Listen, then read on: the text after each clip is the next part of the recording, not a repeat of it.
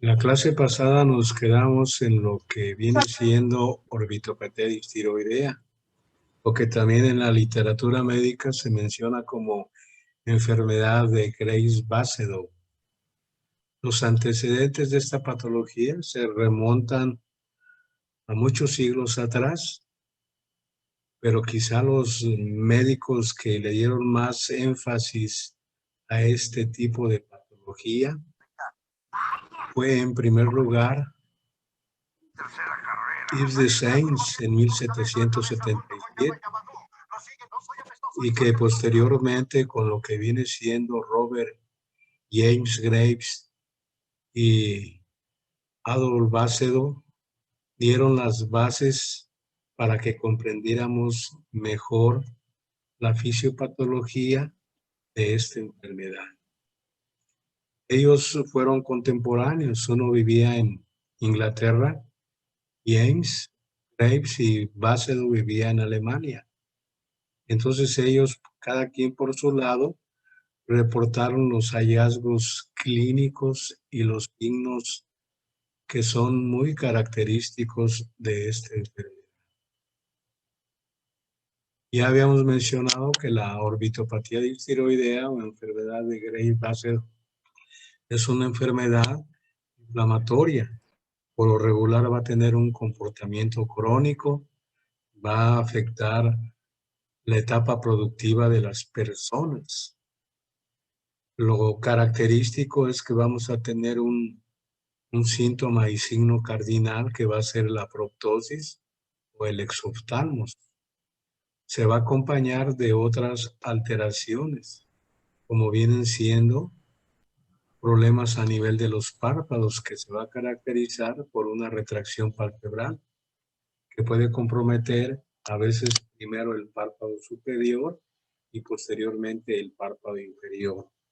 Va a haber crecimiento de los músculos escapulares, lo que va a originar una hipertrofia y posteriormente una miositis de uno o de varios músculos, lo que va a originar alteraciones en la motilidad de los globos oculares. Y a veces estos pacientes lo pueden manifestar con cierto grado de estrabismo o en ocasiones también pudieran presentar diplopia o visión doble. Si la proptosis o el exoftalmos es muy intenso, va a haber una exposición de la superficie del globo ocular y que a la larga, si eso va aumentando, el paciente pudiera desarrollar una queratitis punteada y posteriormente la aparición de úlceras corneales que pudieran perforar el globo ocular. Es frecuente que estos pacientes desarrollen glaucomas secundarios por alteración en el sistema de filtración del globo ocular que va a estar a nivel del ángulo de la cámara anterior. El cuadro clínico de lo que viene siendo la orbitopatía distiroidea o enfermedad de Graves, o también se puede también identificar como bocio exoftálmico, se caracteriza por la tríada de Mersenburg. Esta tríada de Mersenburg pues va a ser originada por un hipertiroidismo que va a originar un bocio difuso. La mayor parte de estos pacientes con enfermedad de Graves-Basedow pues van a tener un hipertiroidismo. Aparte van a tener una oftalmopatía en donde se van a afectar estructuras que pueden comprometer al globo ocular o los anexos. Otra característica es que va a haber una dermopatía infiltrativa, y esta dermopatía infiltrativa se va a encontrar primordialmente a nivel de los miembros inferiores. Va a haber una especie de edema pretibial o también se puede presentar en lo que son los miembros superiores, primordialmente a nivel de las manos. Entonces, esta enfermedad de Graves-Basedow, orbitopatía distiroidea, pues la causa más común va a ser el hipertiroidismo. Este hipertiroidismo pues va a ser originado, hay varias teorías, pero la que tiene más solidez es que se van a formar autoanticuerpos contra el receptor de tirotropina y que de esta manera pues va a afectar a la glándula tiroides y también puede afectar a lo que viene siendo el esfero ocular. Hay pacientes que pueden debutar en ocasiones con problemas a nivel del globo ocular, que pueden debutar con un exoftalmos o una proptosis y pueden debutar también con alteraciones palpebrales. Y a veces la glándula tiroides puede estar tranquila. O también hay pacientes que desarrollan primero los cuadros de hipertiroidismo con los signos y síntomas muy características de esta enfermedad y posteriormente van a desarrollar problemas oculares. Esta orbitopatía distiroidea va a tener es una prevalencia de 1 a 2 mujeres por cada 5,000 o 10,000 pacientes. Es más frecuente en las mujeres. La relación va a veces de 8-1 o 9-1. Es menos frecuente en los hombres. La edad de presentación en las etapas productivas de la vida. Esto es que va desde los 25 a los 65 años de edad y alteraciones en la glándula tiroides se van a presentar en el 85 a 90% de los pacientes que tienen esta patología. Ocasionalmente también se puede presentar en pacientes que inicialmente cursan que son eutiroideos. También se puede presentar en pocos pacientes que tienen algún grado de hipotiroidismo. La mayor parte de los pacientes van a presentar una oftalmopatía que no está en un periodo de mucha actividad y que a veces eso hace que el paciente pueda realizar sus actividades normales. Las formas más severas de este tipo de patología nos hablan de una actividad muy importante y aparecen en pocos pacientes, aproximadamente en el 4 al 5% de los pacientes, en donde vamos a tener una proptosis o un exoftalmos de manera muy importante y vamos a tener cuadros congestivos también importantes a nivel de la superficie ocular y a nivel de los anexos del globo ocular. Sobre todo en estos pacientes cuando tienen esta orbitopatía distiroidea o enfermedad de Gray-Bácedo, cuando tienen enfermedades adyacentes, son mucho más agresivas, primordialmente en pacientes diabéticos, en personas del sexo masculino o en personas que son fumadores crónicos. Esta patología se puede exacerbar de manera muy importante.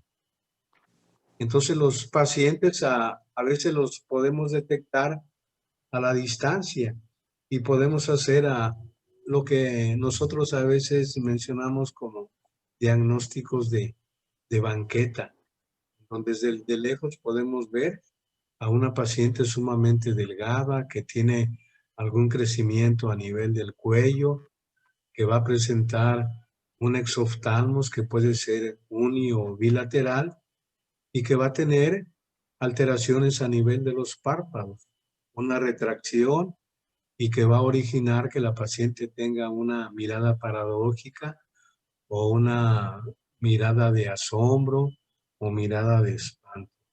Y más adelante vamos a mencionar que esos son signos patoneumónicos de esta enfermedad. La fisiopatología, todo indica que es un desorden autoinmune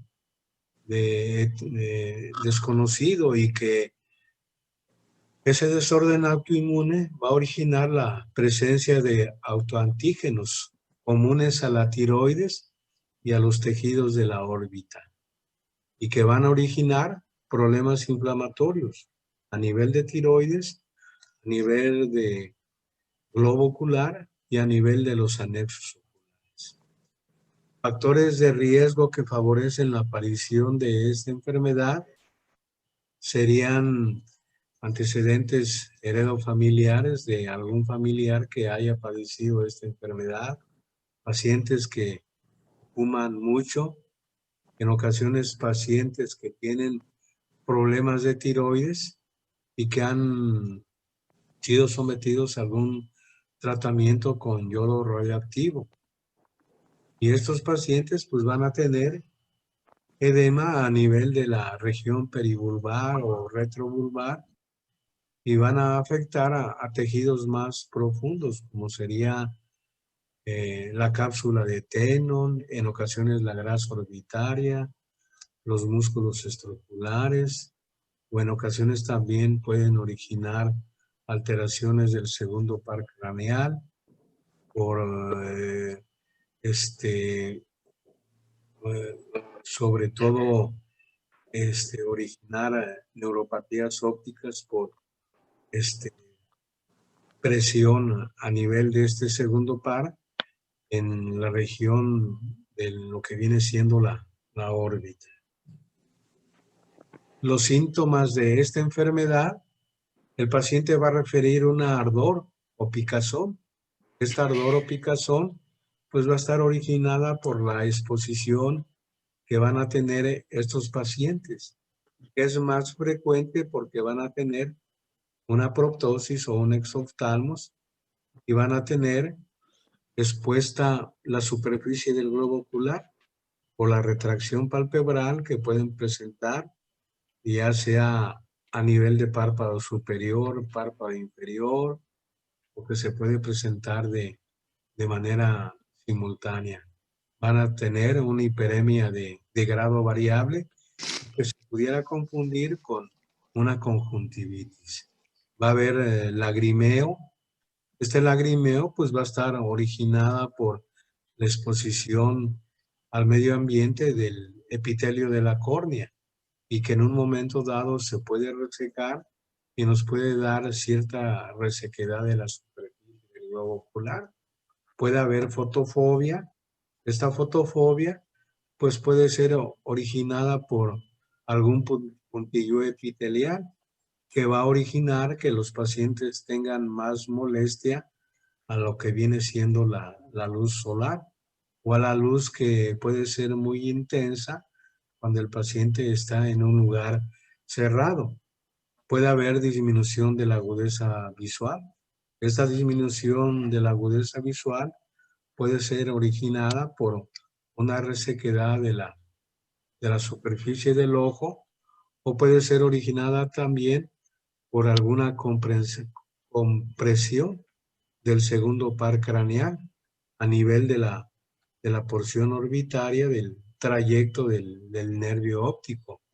Puede haber alteración en la percepción de los colores por ese compromiso de una neuropatía y los pacientes pudieran tener una diplopia por alteraciones en la restricción de la motilidad ocular y que cuando se tiene esa diplopia la vamos a investigar con las 9 posiciones de la mirada y ahí podemos discernir en qué posición de la mirada ese paciente pudiera presentar esa diplopia.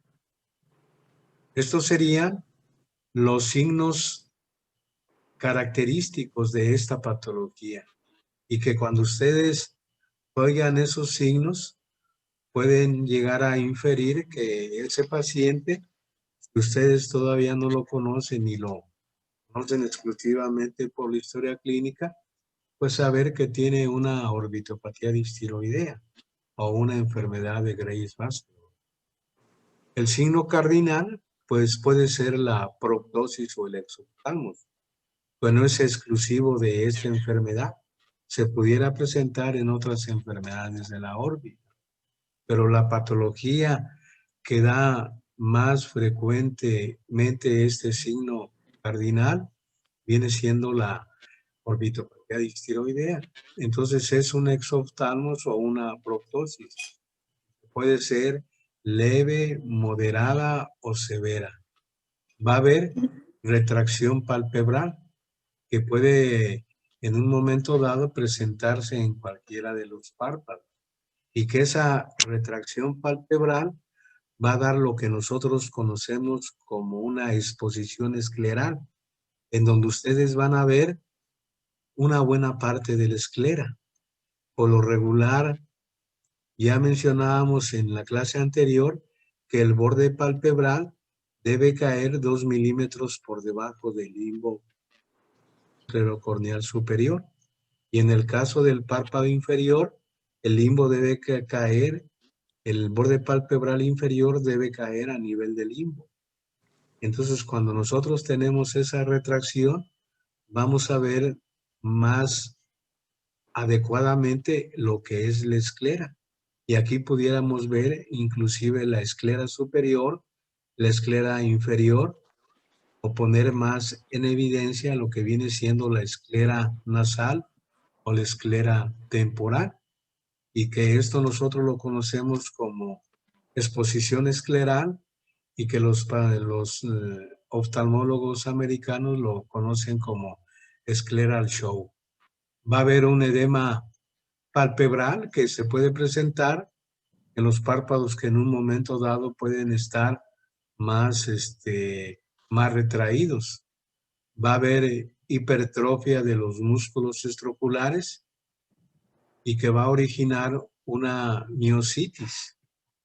Eso nosotros lo podemos ver primordialmente con lo que puede ser el ultrasonido al hacer la medición de esos músculos estroculares, o en ocasiones lo pudiéramos poner en evidencia con lo que viene siendo la tomografía computada de órbitas. En ocasiones pudiéramos ver ese engrosamiento muscular de manera indirecta a nivel en donde se puede insertar el recto medial o el recto lateral, que va a ser muy cerca del limbo esclerocorneal. Y ahí podemos ver ese engrosamiento de esos músculos estroculares. Cuando hacemos la exploración macroscópica o la hacemos con lo que viene siendo el estudio de biomicroscopía en la lámpara de hendidura.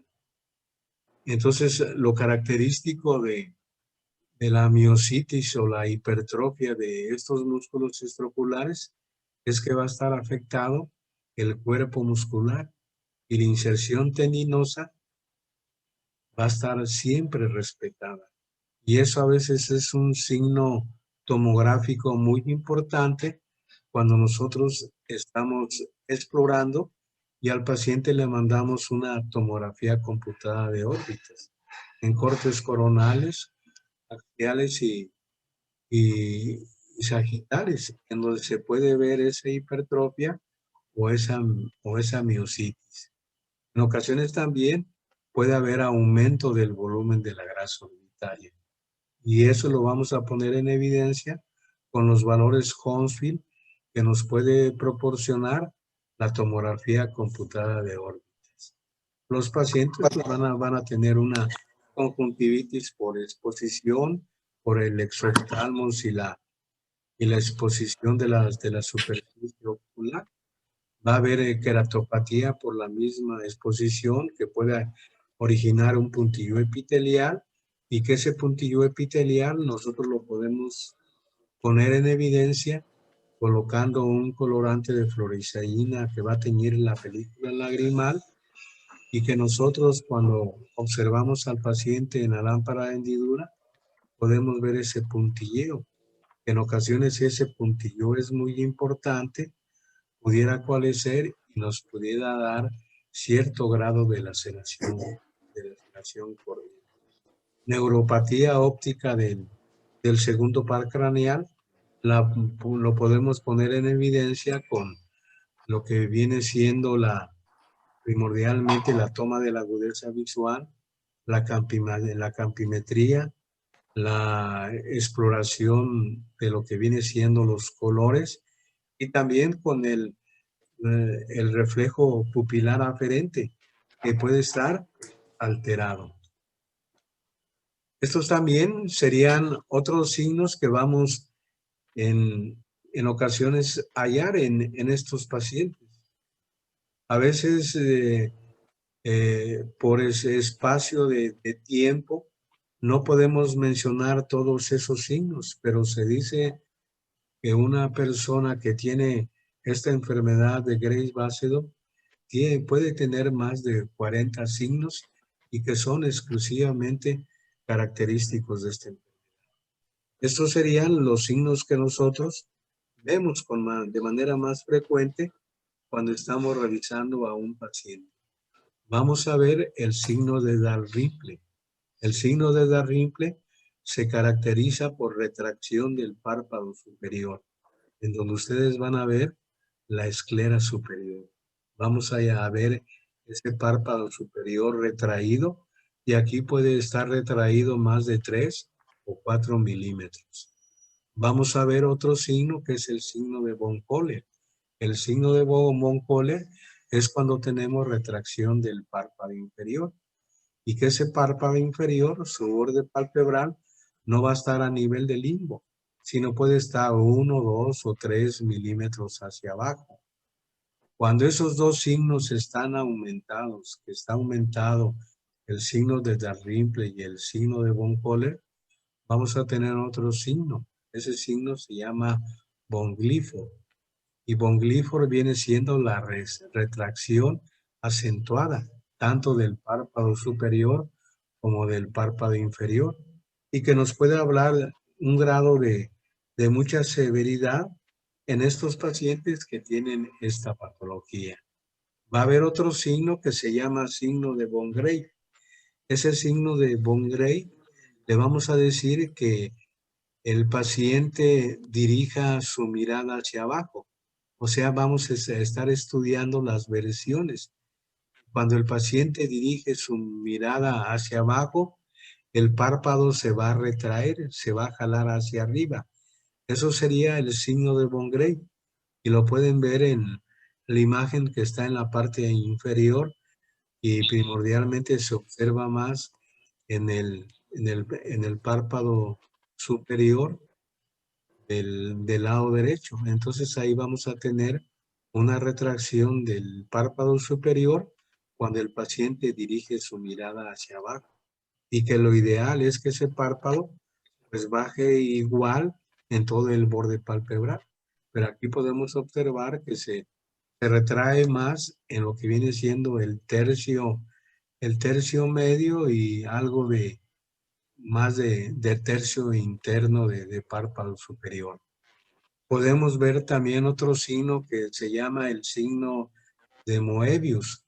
Este signo de Moebius es una insuficiencia de convergencia. La manera de investigar ese signo, le podemos decir al paciente que haga visquitos. O nosotros podemos dirigir nuestro dedo hacia lo que viene siendo la nariz. Y el paciente debe seguir ese dedo. Si el paciente tiene sus músculos normales, se va a originar lo que viene siendo una endotropia simultánea. Si eso no es así, o si permanece en una posición que no hay convergencia o en vez de eso se desvía hacia afuera, vamos a tener un signo de Moebius. ¿Qué es eso? El déficit de insuficiencia de convergencia. En ocasiones también vamos a tener otros signos. Un signo que se conoce como el signo de Stellwacht. Ese signo es un parpadeo infrecuente e incompleto. O sea, el paciente no va a parpadear de manera adecuada y eso va a originar que la película lagrimal no se distribuya de manera adecuada. Eso puede originar una resequedad de la superficie del globo ocular. Vamos a tener otro signo que se conoce como signo de Boston. Este sería un parpadeo en resorte. Los párpados bajan como en resorte cuando nosotros le decimos al paciente que mire hacia abajo. Y hay un signo que a veces investigamos cuando el paciente está dormido. Cuando el paciente está dormido, lo ideal es que los bordes palpebrales estén unidos y que no se pueda ver el globo ocular. En estos pacientes, eso cuando no cierran adecuadamente los bordes palpebrales que no se unen, se conoce como signo de la galata. Entonces, estos serían los signos más frecuentes que nosotros vamos a hallar en pacientes que estemos explorando y que tengan probablemente una orbitopatía distiroidea. El diagnóstico de esta patología se puede hacer en primer lugar por la exploración clínica, por lo que viene siendo la elaboración de la historia clínica oftalmológica de estos pacientes, pues nos podemos dar una idea ya desde lo que refiere el paciente, los síntomas que en un momento dado refiere, y a nosotros hacer esa exploración del paciente, pudiéramos hallar diferentes hallazgos. Otra manera de poner más en evidencia sería ya con estudios que tengan una sensibilidad y una especificidad elevada. Para eso nosotros, en primer lugar, vamos a utilizar la ecografía o la ultrasonografía. Esta ecografía o ultrasonografía nos puede revelar el crecimiento de los músculos extraoculares. Puede ser leve o puede ser muy severo, puede afectar en ocasiones varios músculos. Se dice que el músculo que se afecta de manera inicial es primero el recto inferior, enseguida el recto medial, el recto superior o el complejo de recto superior y el elevador del párpado superior, y lo que viene siendo el recto lateral.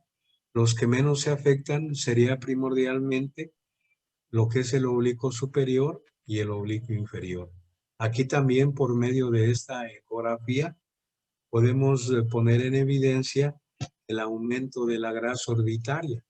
Y ese aumento de la grasa orbitaria lo podemos ver en el compartimiento que se llama intraconal. Un compartimiento que está por dentro de los músculos estrangulares, o el compartimiento extraconal que está por afuera de los músculos estrangulares y que se ve más adecuadamente en las tomografías computadas de órbita en los cortes axiales, en donde se mira el recto medial, el recto lateral, la grasa orbitaria, cómo está la prosidencia del músculo extraocular, y se puede ver también el segundo par craneal. En el caso de la tomografía computada de órbitas, que sería el estudio ideal y el que tiene más sensibilidad y especificidad, sería esta tomografía, en donde en los cortes coronales se puede observar ese engrosamiento, o también se puede observar en lo que viene siendo los cortes axiales. Y en los cortes axiales vamos a tener un signo muy característico que se llama el signo de la Coca-Cola. Y aquí ustedes lo pueden observar, en donde hay una hipertrofia o miositis de ambos músculos rectos mediales. Nos va a dar ese signo, que es el signo de la Coca-Cola, que es patoneumónico tomográficamente de una orbitopatía distiroidea. Y que lo característico de este signo es que va a estar afectado el cuerpo muscular. La inserción tendinosa va a estar respetada. Esto a veces nos puede hacer un diagnóstico diferencial entre lo que viene siendo un pseudotumor orbitario o otras patologías que pueden originar una miositis y que en el cual la inserción tendinosa y el cuerpo muscular va a estar afectado, y que en el caso de la orbitopatía distiroidea se afecta exclusivamente el cuerpo muscular del músculo y la inserción tendinosa pues va a estar respetada. También en estos pacientes se pudiera mandar un estudio de imagen por resonancia magnética, en donde podemos ver afectación de lo que viene siendo el segundo par craneal y que el paciente lo va a manifestar por alteraciones en la disminución de la agudeza visual, alteración de la campimetría, alteración de lo que viene siendo la exploración de los colores y en ocasiones también se pudiera manifestar por una alteración de los reflejos. Cuando nosotros estamos hablando de enfermedad de Graves-Bassett o orbitopatía distiroidea, en ocasiones podemos utilizar diferentes clasificaciones. La clasificación más antigua es una clasificación que se conoce como clasificación de Werner, que utiliza el término de no specs debido a lo que viene siendo el acrónimo, en donde si ustedes ven ese acrónimo, sale de lo que viene siendo las alteraciones que se pueden producir desde la parte más anterior del globo ocular hasta la parte más inferior, y que en primer lugar sería no signos y síntomas, sería la N. Only sería signos a nivel de los párpados, como sería la retracción, y así podemos observar que esta clasificación de Werner, que la hizo la Academia Americana de Tiroides, fue la primera clasificación que hizo. Entonces ese sería el término de no specs. Y ese término de no specs, los grados de mayor severidad sería cuando ya tenemos algún compromiso de la córnea. Y ese compromiso de la córnea pues puede ir desde algún puntillo epitelial, puede haber la aparición de ulceraciones, la aparición de opacidades de grado variable a nivel de la córnea, y en ocasiones puede haber hasta perforación. Y lo más severo sería primordialmente con lo que viene siendo la visión, en donde pudiera haber pérdida de esa visión y que en un momento dado puede ser severa o en ocasiones no es tan severa, y que por medio de esta clasificación la podemos en un momento dado ver en qué grado está. Entonces esta clasificación de Werner utiliza desde el grado 0 hasta el sexto. Y el grado de severidad pues sería qué tejido blando de la órbita está afectado.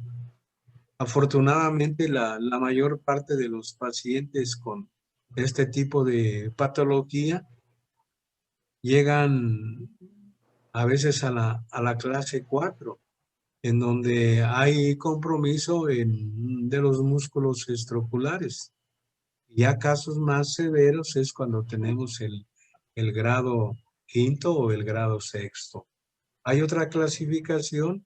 Esta clasificación utiliza también el acrónimo en relación a lo que viene siendo la resistencia del globo ocular para ver qué grado de compresibilidad tiene, si hay en ocasiones cuadros congestivos a nivel de la superficie del globo ocular, como sería la conjuntiva o la carúncula, a veces compromiso de lo que viene siendo la glándula lagrimal, en ocasiones compromiso de los músculos estroculares, cuando a veces los párpados están muy inflamados, y cuando esos párpados continúan inflamados, se puede utilizar esta clasificación y que se llama la clasificación de relief.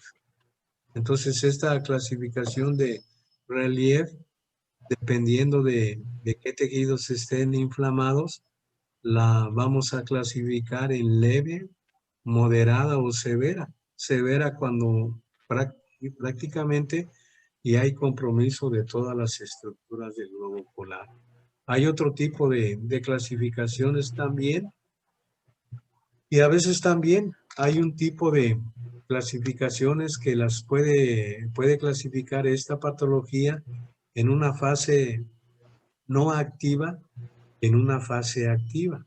En el caso de la fase no activa, es cuando a veces tenemos la clasificación hasta el grado 4. Y la clase activa ya es cuando hay compromiso ya de la superficie del globo ocular, que se compromete la córnea y que hay compromiso de lo que viene siendo el nervio óptico y lo que viene siendo los músculos. El tratamiento de este tipo de patología lo podemos implementar en estas dos fases. Entonces tenemos el tratamiento cuando los pacientes están más o menos tranquilos, que tienen pocos signos y síntomas. Y este tratamiento en fase no activa va a ser un tratamiento conservador.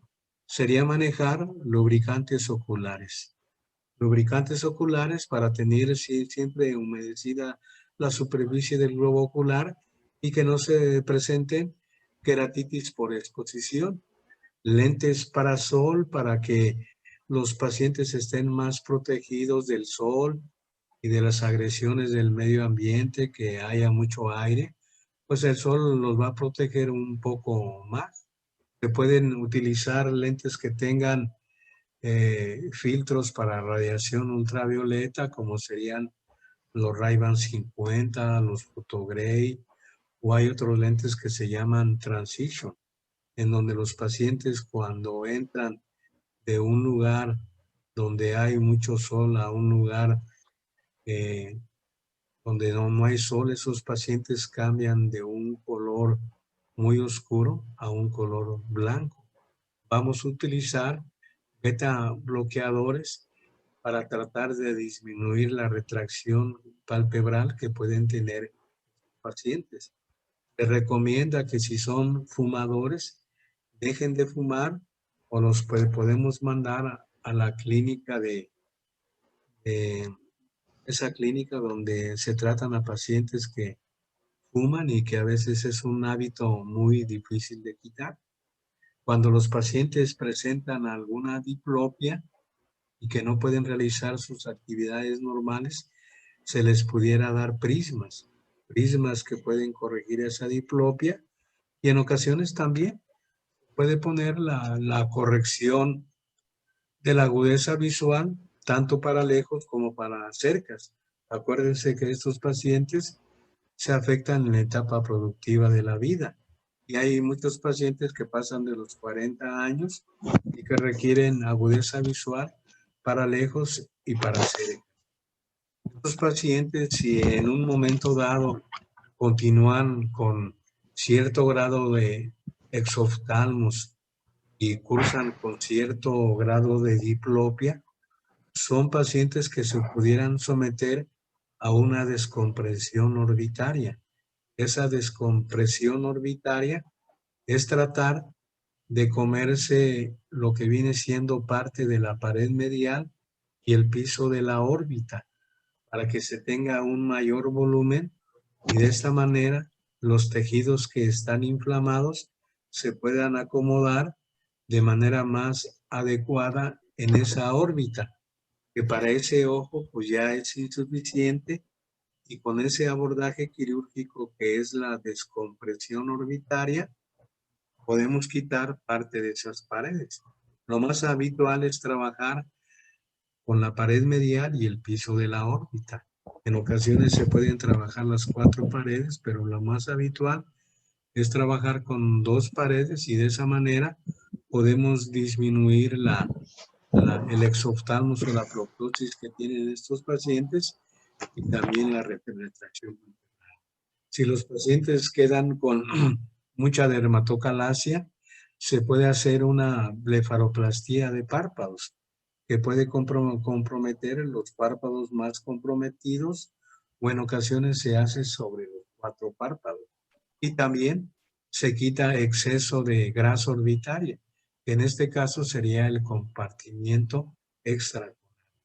Si los pacientes continúan todavía con cierto grado de diplopia, se puede hacer cirugía de músculos extraoculares para tratar de corregir el estrabismo que presentan estos pacientes. Se puede hacer en ocasiones reforzando y debilitando los músculos extraoculares que pudieran estar más comprometidos y que nosotros lo podemos poner en evidencia con el estudio de las diferentes posiciones de la mirada. En el caso de la enfermedad de Graves-Basedow, que tiene una fase activa o que el cuadro inflamatorio está muy acentuado, este sería el tratamiento. Se van a utilizar esteroides. Estos esteroides se pueden aplicar por vía endovenosa. Se pueden dar esteroides por medio de bolos o se puede hacer por vía oral. Cuando se da por medio de bolos, se pone 1 gramo cada 24 horas en el transcurso de unos 3 días para que disminuya el cuadro inflamatorio. Y después se va a continuar con esteroides por vía oral. Estos esteroides por vía oral, la dosis es de 1 a 2 miligramos por kilogramo de peso. Y de esta manera el paciente va a estar en tratamiento por varias semanas para tratar que disminuya el cuadro congestivo que puede estar a nivel de los diferentes tejidos de la órbita y de los párpados. Estos pacientes pues deben ser manejados aparte de nosotros por el endocrinólogo o por el médico internista, donde se le va a dar control primordialmente de su cuadro de hipertiroidismo y que ellos lo van a controlar o tratar de controlar con el tratamiento adecuado. Si los pacientes tienen muchas complicaciones con los corticoides, se pueden dar inmunosupresores y estos serían los que manejamos con más frecuencia. La ciclosporina, la acetoprina, la ciclofosfamida o el metotrexato.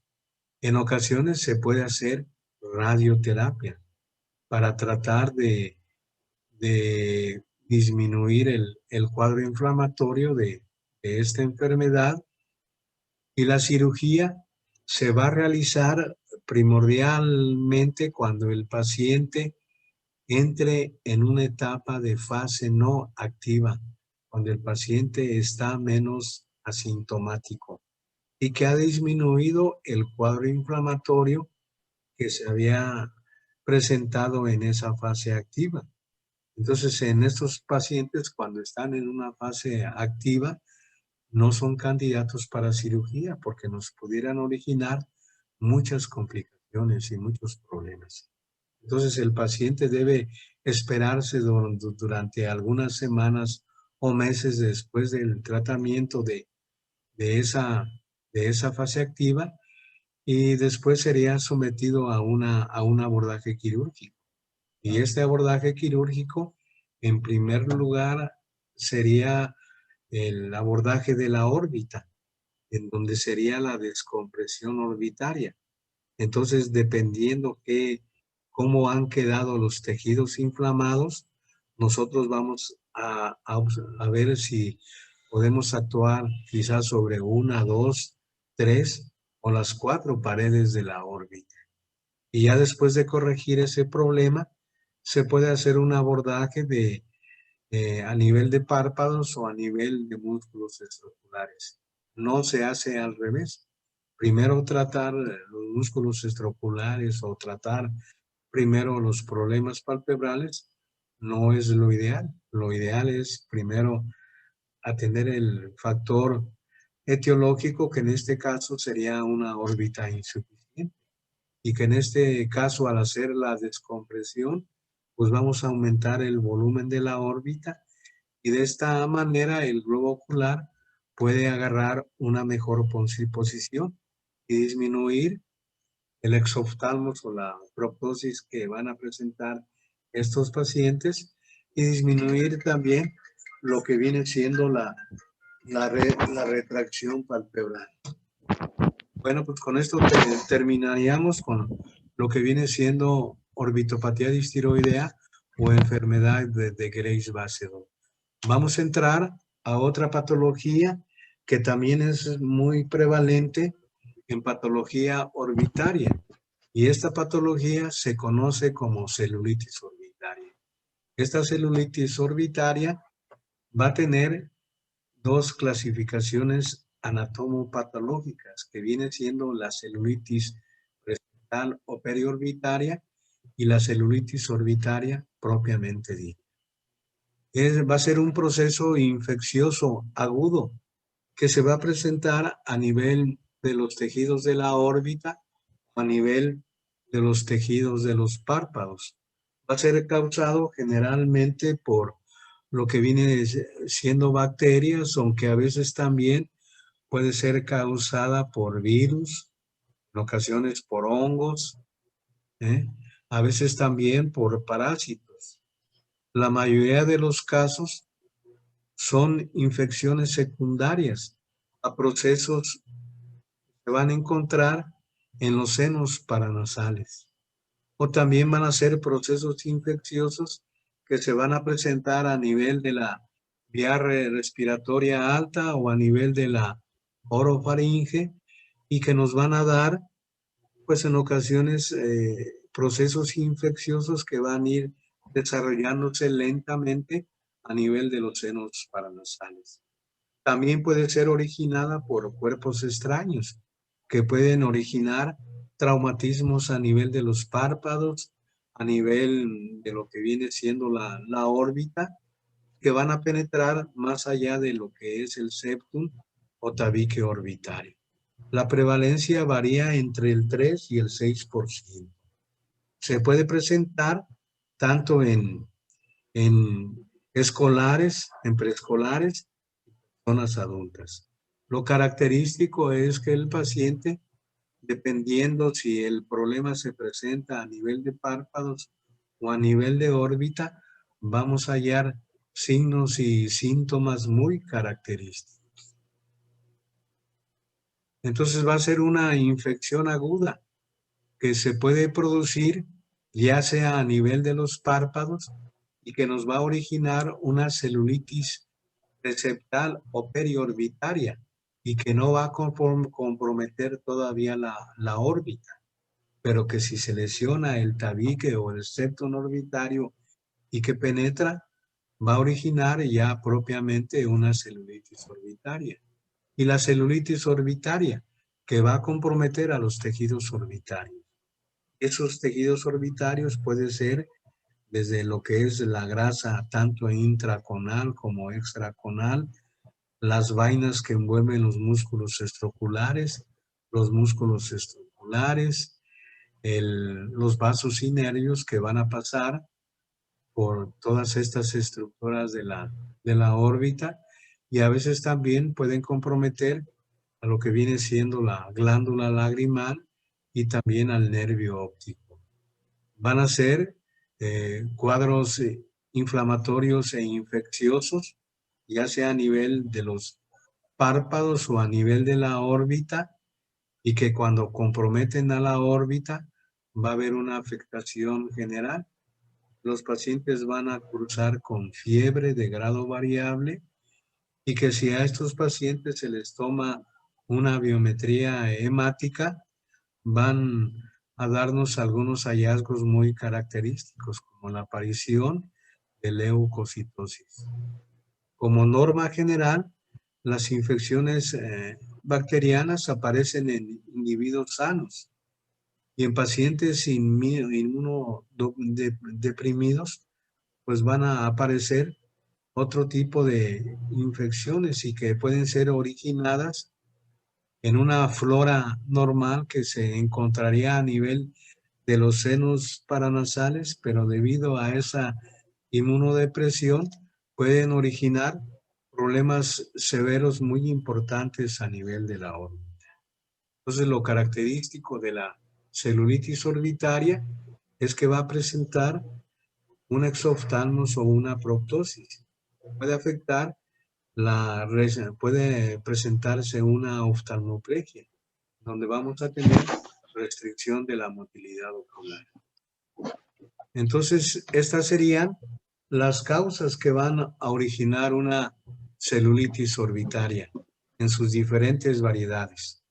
Causas serían factores externos, traumatismos que pudieran comprometer exclusivamente el párpado sin comprometer el septum o tabique, que van a originar exclusivamente una celulitis preseptal o periorbitaria. O si ese traumatismo llega a comprometer más allá de los párpados, pues va a originar ya una celulitis orbitaria y que puede comprometer el tejido blando de la órbita. Puede haber factores internos o endógenos. Estos factores internos pues serían lo más característico, serían cuadros inflamatorios e infecciosos a nivel de los senos paranasales.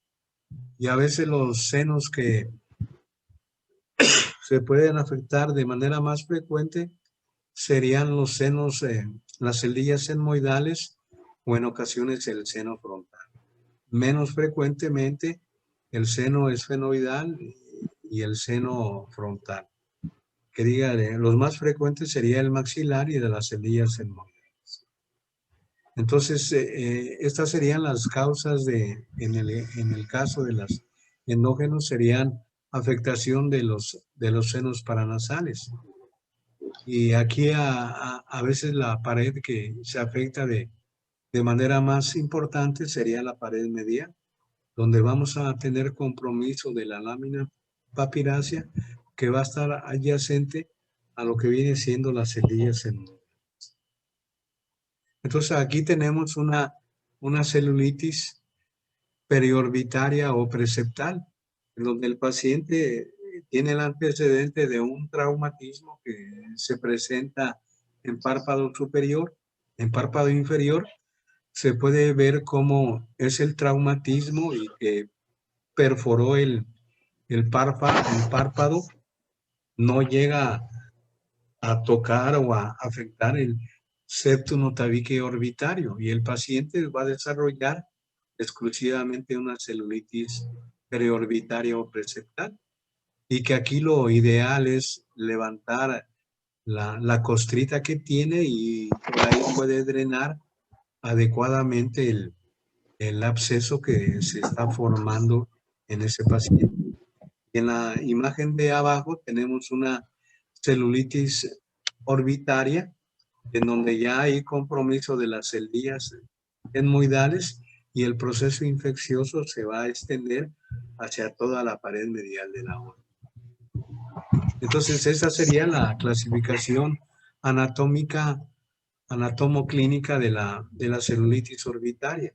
Es una clasificación que desarrolló un otorrinolaringólogo y que en aquella época lo que era la otorrinolaringología y la oftalmología se manejaban en una sola especialidad. Entonces él desarrolló esa clasificación anatomoclínica. Él se llamaba Kennedy en 1939 y la desarrolló en lo que viene siendo estas.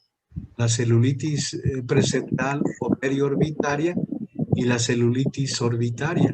Esta celulitis orbitaria admite otras subclasificaciones y que esas subclasificaciones se fueron desarrollando desde los años y su desarrollo fue mucho más importante cuando se tuvo ya el estudio de lo que viene siendo la tomografía computada de órbitas.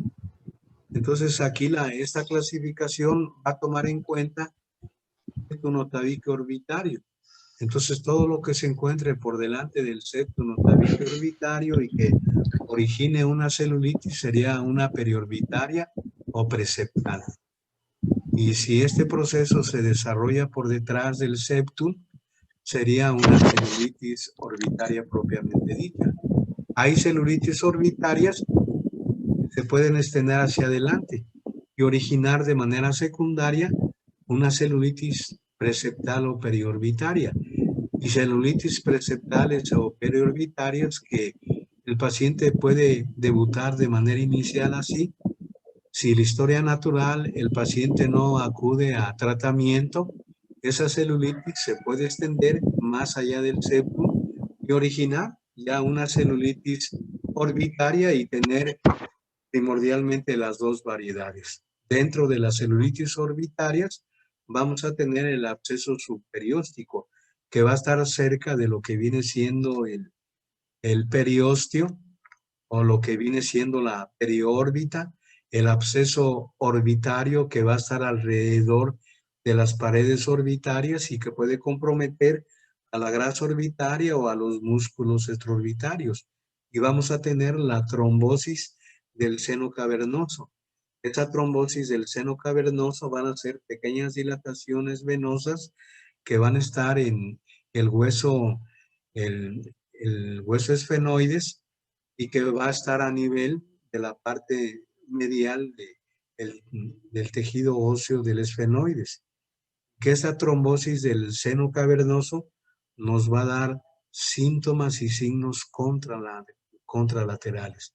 Entonces ya va a ser una celulitis orbitaria muy severa y que si no se da el tratamiento adecuado en esos pacientes cuando tienen una trombosis, el paciente puede fallecer en pocas horas.